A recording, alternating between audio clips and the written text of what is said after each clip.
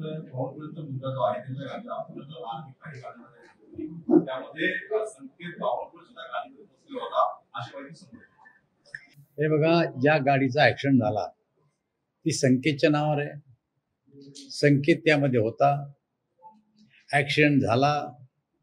पण ऍक्सिडेंट जर झाला तर ऍक्सिडेंट झाल्याच्या नियमाप्रमाणे कायदा आपलं काम करीन आणि जो कोणी गुन्हेगार असेल त्या गुन्हेगाराला त्याची शिक्षा भोगावं लागेल। मला असं वाटतं सकाळीच बावनकुळे साहेबांनी सुद्धा याचं स्पष्टीकरण दिलेलं आहे की कायदा कायद्याचं काम करीन आणि ज्यांनी कोणी गुन्हा केला असेल त्याच्यावर तो नोंदवला जाईल।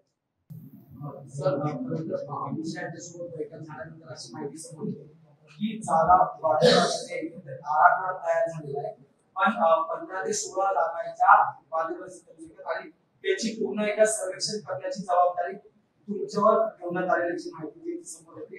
काय नेमके समजून आमच्या जागा वाटपाचा जो फॉर्म्युला आहे तो आम्ही तिन्ही पक्ष एकत्र बसून ठरवू। जागा वाटपामध्ये आमच्या तिन्ही पक्षात कुठलाही वादविवाद नाही आणि कुठल्याही अशा जागाने की ज्या 16 जागा धोक्याच्या आहेत त्याचा पुन्हा सर्वे करणारे असं नाहीये। आमच्या संपूर्ण जागा सेफ आहे आणि फक्त निवडून येण्याचा निकष हे आमचं सूत्र लावून आमचे सर्व नेते एकत्र बसून हा जागा वाटपाचा प्रश्न सुटतील।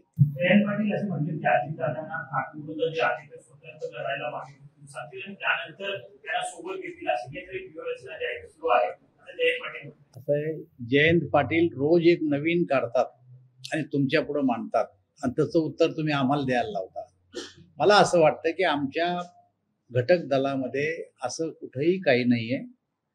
आमची जी काही चर्चा होती ती आमच्या तिघात होती, त्यामुळे जयंत पाटलाला आमची चर्चा कुठली माहीत नसताना अशा प्रकारचं वक्तव्य त्यांचं।